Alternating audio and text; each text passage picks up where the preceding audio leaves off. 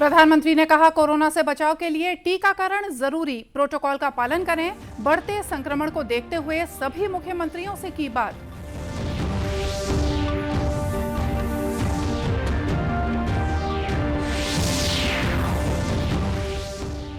मुख्यमंत्री ने कहा, जमीन सीमांकन के मामलों का 31 मई तक निपटारा करें। राजस्व विभाग की समीक्षा बैठक में दिए कई महत्वपूर्ण निर्देश।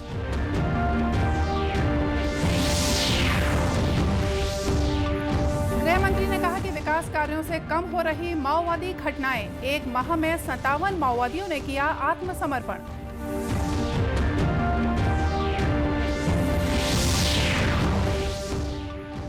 और कोरोना से बचाव के लिए देश में लगाए जा चुके हैं 188 करोड़ 19 लाख से ज्यादा कोविड रोधी टीके।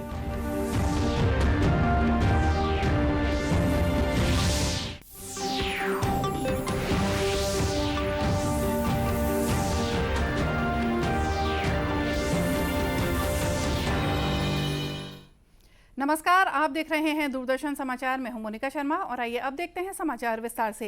प्रधानमंत्री नरेंद्र मोदी ने देश के कुछ राज्यों में कोरोना के बढ़ते संक्रमण को देखते हुए आज मुख्यमंत्रियों के साथ बातचीत की। वीडियो कॉन्फ्रेंस के माध्यम से आयोजित इस बैठक में प्रधानमंत्री ने मुख्यमंत्रियों से उनके प्रदेशों में कोरोना के ताज़ा हालात की जानकारी ली। बताया गया कि कुछ राज्यों और केंद्र शासित प्रदेशों में कोरोना के संक्रमण दर में बढ़ोतरी हो रही है। देश में इस समय 16,000 से ज्यादा संक्रमितों का उपचार चल रहा है। पिछले 24 घंटों में कुल 3,000 नए मामलों की पुष्टि हुई है। प्रधानमंत्री ने कहा कि कोरोना से बचाव के लिए टीकाकरण बेहद जरूरी है। अब सभी बच्चों का टीकाकरण हो जाए, इस दिशा में प्रयास करने की जरूरत है।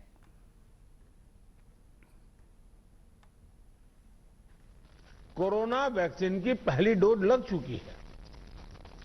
15 साल के ऊपर उम्र के करीब 85% नागरिकों को दूसरी डोज भी लग चुकी है। साथियों, आप भी समझते हैं और दुनिया के ज्यादातर एक्सपर्ट्स का निष्कर्ष यही है कि कोरोना से बचाव के लिए वैक्सीन सबसे बड़ा कवच है। हमारे देश में लंबे समय बाद स्कूल्स खुले हैं, क्लासेस शुरू हुई है। ऐसे में कोरोना केसेस के बढ़ने से कहीं ना कहीं पेरेंट्स के लिए चिंता बढ़ रही है। कुछ स्कूल्स में बच्चों के संक्रमित होने के मामले में भी कुछ न कुछ खबरें आ रही है। लेकिन संतोष का विषय है कि ज्यादा से ज्यादा बच्चों को भी वैक्सीन का कवच मिल रहा है। मार्च में हमने 12 से 14 साल के बच्चों के लिए वैक्सीनेशन शुरू कर दिया था। अभी कल ही 6 से 12 साल के बच्चों के लिए भी कोवैक्सीन टीका की परमिशन मिल गई है। सभी एलिजिबल बच्चों का जल्द से जल्द टीकाकरण यह हमारी प्राथमिकता है। इसके लिए पहले की तरह स्कूलों में विशेष अभियान भी चलाने की जरूरत होगी। टीचर्स और माता पिता इसे लेकर जागरूक रहें। हमें ये भी सुनिश्चित करना होगा। इससे पहले प्रधानमंत्री ने राज्यों और केंद्र शासित प्रदेशों के प्रशासकों के साथ भी कई बैठकें की थी। उन्होंने जिलाधीशों से बातचीत कर जिला स्तर पर कोविड स्थिति की समीक्षा भी की थी। प्रधानमंत्री की इस बैठक में छत्तीसगढ़ की ओर से मुख्यमंत्री भूपेश बघेल भी शामिल हुए। इस बैठक में स्वास्थ्य मंत्री टीएस सिंहदेव, मुख्य सचिव अमिताभ जैन, मुख्यमंत्री के अपर मुख्य सचिव सुब्रत साहू, स्वास्थ्य विभाग के प्रमुख सचिव डॉक्टर मनिंदर कौर द्विवेदी, प्रमुख सचिव मनोज कुमार पिंगुआ सहित संबंधित अधिकारी शामिल हुए। मुख्यमंत्री भूपेश बघेल ने मंगलवार को राजस्व विभाग के कार्यों की समीक्षा के दौरान अविवादित नामांतरण और बंटवारे के लंबित राजस्व प्रकरणों के शीघ्र निराकरण के निर्देश दिए हैं। उन्होंने कहा कि जमीन के सीमांकन संबंधित प्रकरणों का 31 मई तक निपटारा करें। साथ ही भू अभिलेखों के दुरुस्तीकरण संबंधित अभियान चलाकर 2 महीने में निराकृत करें। उन्होंने पटवारियों की मुख्यालय पर उपस्थिति सुनिश्चित करने और तहसीलों में खाली पदों की भर्ती जल्द करने के निर्देश दिए हैं। समीक्षा बैठक के दौरान अधिकारियों ने राजस्व प्रकरणों के निराकरण और राजस्व विभाग की विभिन्न योजनाओं की जानकारी दी। मुख्यमंत्री ने कहा कि राजीव गांधी ग्रामीण भूमिहीन कृषि मजदूर न्याय योजना देश में अपने आप में एक अनूठी योजना है, जिसमें भूमिहीन श्रमिकों को सालाना 7,000 रुपए की सहायता दी जा रही है। जिन हितग्राहियों को राशि दी जा रही है, उन्हें राशि मिलने से पहले ग्राम पंचायत स्तर पर सूचना दी जाए और हर किश्त के भुगतान के समय लिखित सूचना भी दी जाए। बैठक में जानकारी दी गई कि संभाग के कमिश्नर ग्रामीण क्षेत्रों का दौरा कर रहे हैं और ग्रामीणों से मुलाकात कर राजस्व प्रकरणों के संबंध में जानकारी ले रहे हैं। मुख्यमंत्री ने राजस्व प्रकरणों के जल्द निराकरण के लिए कमिश्नरों द्वारा किए जा रहे इस पहल की सराहना की। गृह मंत्री ताम्रध्वज साहू ने राज्य में उत्कृष्ट कार्य करने वाले 11 जाबाज पुलिस जवानों को सम्मानित किया। इस अवसर पर उन्होंने कहा कि पुलिस को ईमानदारी से अपना काम करना चाहिए ताकि आम जनता में उनके प्रति सम्मान दिखे और अपराधियों के मन में पुलिस का भय हो। श्री साहू ने कहा कि राज्य में सड़कों के विकास से पर्यटन का दायरा बढ़ रहा है। माओवाद प्रभावित जिलों में विकास के लिए स्कूल, स्टील के पुल और बिजली जैसी मूलभूत कार्य कराए जा रहे हैं, जिसकी वजह से माओवादी घटनाओं में लगातार कमी आई है। बताया गया है कि छत्तीसगढ़ पुलिस और अर्धसैनिक बलों की संयुक्त कार्रवाई में मार्च के महीने में 57 माओवादियों ने आत्मसमर्पण किया और 37 माओवादियों की गिरफ्तारी की गई है। मार्च के महीने में अलग अलग मुठभेड़ में 4 माओवादियों की मौत भी हुई है। पुलिस विभाग से मिली जानकारी के अनुसार दंतेवाड़ा, बीजापुर और सुकमा जिले के जंगल और पहाड़ियों में पुलिस और अर्धसैनिक बलों के द्वारा लगातार गश्त और सर्चिंग की जा रही है। कोरोना से बचाव के लिए देश के सभी राज्यों को अब तक 192 करोड़ 88 लाख कोविड रोधी वैक्सीन की डोज दी जा चुकी है। यह वैक्सीन केंद्र सरकार के निःशुल्क चैनल और राज्यों द्वारा प्रत्यक्ष खरीद के माध्यम से उपलब्ध कराई गई है। राष्ट्रव्यापी कोविड टीकाकरण अभियान पिछले वर्ष 16 जनवरी को शुरू हुआ था। इस अभियान के अंतर्गत अब तक 188 करोड़ 19 लाख से ज्यादा कोविड रोधी टीके लगाए जा चुके हैं। स्वास्थ्य मंत्रालय ने बताया कि पिछले 24 घंटों में 21,97,000 से ज्यादा टीके लगाए गए। इसी अवधि में 2,927 लोगों में कोरोना संक्रमण की पुष्टि हुई। देश में इस समय 16,279 संक्रमितों का उपचार चल रहा है। वहीं स्वस्थ होने की दर 98.75% है। इधर छत्तीसगढ़ में पड़ोसी राज्यों में कोरोना के बढ़ते हुए मामलों को देखते हुए पिछले 10 दिनों में संक्रमित हुए मरीजों की ताजा स्थिति का सर्वे शुरू कर दिया गया है। स्वास्थ्य विभाग की रिपोर्ट के अनुसार पिछले 7 दिनों में कोरोना के 23 नए मरीज मिले हैं। वहीं पिछले 24 घंटों में प्रदेश में 4,911 सैंपलों की जांच की गई, जिसमें 7 व्यक्ति कोरोना संक्रमित पाए गए। प्रदेश में वर्तमान में औसत पॉजिटिविटी दर 0.14% है। कृषि अनुसंधान केंद्र रायगढ़ में मंगलवार को किसान मेले का आयोजन किया गया। जिले के लगभग 150 से 200 किसानों ने इस आयोजन में अपनी सहभागिता निभाई। आयोजन में मुख्य अतिथि के रूप में रायगढ़ सांसद गोमती साय उपस्थित हुई। उन्होंने सभा को संबोधित करते हुए कहा कि केंद्र सरकार द्वारा किसानों के हित में कई योजनाएं संचालित की जा रही हैं। इन योजनाओं का जितना भी हो सके लाभ उठाएं। करके आज हम लोग जो अपना देसी तकनीकी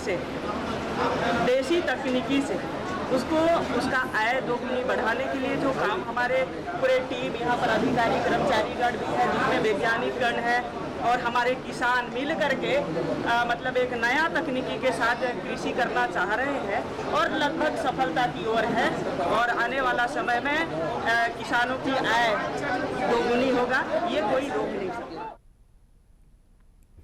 मेले में पहुंचे किसानों ने सरकार के नरवा, गरवा, घुरवा और बारी योजना की भी प्रशंसा की। उन्होंने ये भी कहा कि ये किसानों को आर्थिक समृद्धि दिलाने की दिशा में कारगर योजना साबित हो रही है। किसान मेले में खेती किसानी और कृषि में उपयोग में आने वाले उपकरण, खाद, बीज आदि की प्रदर्शनी भी लगाई गई थी। आज़ादी के लिए भारत का संघर्ष आधुनिक विश्व के महानतम संघर्षों में से एक है। दूरदर्शन समाचार इतिहास की धारा बदलने वालों की झलक रोजाना आपके लिए लेकर आता है। आज की इस कड़ी में हम बात कर रहे हैं स्वतंत्रता सेनानी मणिभाई भीमभाई देसाई और अंजना देवी चौधरी के बारे में। हम महात्मा गांधी के सहयोगी मणिभाई भीमबाई देसाई का स्मरण कर रहे हैं, जिनका जन्म 27 अप्रैल 1920 को गुजरात के सूरत में हुआ था। 1942 में भारत छोड़ो आंदोलन के दौरान उन्हें जेल में रहना पड़ा। 1946 में महात्मा गांधी ने मणिभाई देसाई को पुणे के निकट स्थित उरली कंचन भेजा। उन्होंने ग्रामीण लोगों के हित में कई पहल की और उनको बढ़ावा दिया। इनमें सूखे की आशंका वाले क्षेत्रों में जल वितरण प्रणाली की स्थापना, उरली कंचन में व्यावसायिक प्रशिक्षण को बढ़ावा देने के विशेष उद्देश्य के साथ ग्रामीण स्कूल और संयुक्त सहकारी कृषि सोसाइटी की स्थापना शामिल है। भारत सरकार ने देसाई को पद्मश्री से सम्मानित किया। 14 नवंबर 1993 को पुणे में उनका निधन हो गया। उन्होंने जिन संस्थानों की स्थापना की, वो लगातार राष्ट्र और लोगों की सेवा में आज भी संलग्न हैं। इस महान गांधीवादी देशभक्त को हमारा शत शत नमन। हम आज स्वाधीनता सेनानी अंजना देवी चौधरी को याद कर रहे हैं। उनका निधन 27 अप्रैल 1981 को हुआ। उन्होंने अपने पति स्वतंत्रता सेनानी राम नारायण चौधरी के साथ मिलकर राजपूताना रियासतों की सामंती नीतियों से लड़ाई लड़ी। 1920 में स्थापित राजस्थान सेवा संघ के माध्यम से अंजना देवी ने गरीब किसानों और भूमिहीन मजदूरों के हितों के लिए काम किया। अंजना देवी ने 1921 से 1924 तक मेवाड़ और बूंदी की महिलाओं में राजनैतिक चेतना जगाई। उन्होंने सामाजिक सुधार के कार्य और सत्याग्रह भी किया। बाद में अंजना देवी ने बिजोलिया में 500 महिलाओं के जुलूस का नेतृत्व किया और गिरफ्तार किसानों को रिहा कराया। 1932 से 1935 तक राष्ट्रीय आंदोलन में भाग लेने के कारण उन्हें 2 बार जेल भेजा गया। वो 1930 के दशक में डूंगरपुर रियासत के भीलों की सेवा में समर्पित रहीं।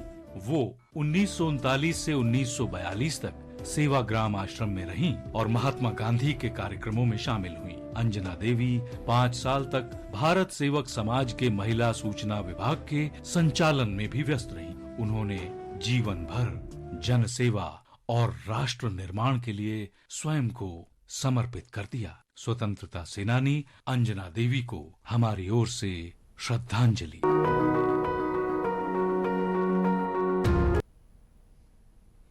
दूरदर्शन केंद्र रायपुर से प्रसारित होने वाले प्रादेशिक समाचार को आप YouTube पर भी देख सकते हैं। हमारे YouTube channel Chhattisgarh DD news पर प्रादेशिक समाचार उपलब्ध रहेगा। YouTube चैनल का लिंक और QR कोड आप स्क्रीन पर देख सकते हैं। अपने एंड्रॉयड फ़ोन से QR कोड स्कैन कर आप छत्तीसगढ़ डीडी न्यूज़ लिंक पर जा सकते हैं। इसके अलावा छत्तीसगढ़ डीडी न्यूज़ फेसबुक और ट्विटर पर भी उपलब्ध है। और आइए देखते हैं अंत में मुख्य समाचार एक बार फिर से।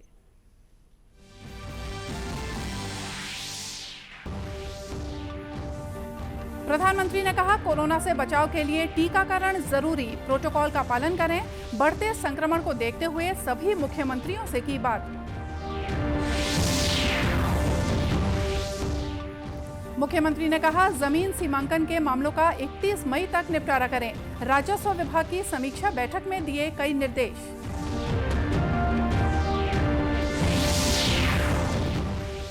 गृह मंत्री ने कहा कि विकास कार्यों से कम हो रही माओवादी घटनाएं। 1 महीने में 57 माओवादियों ने किया आत्मसमर्पण।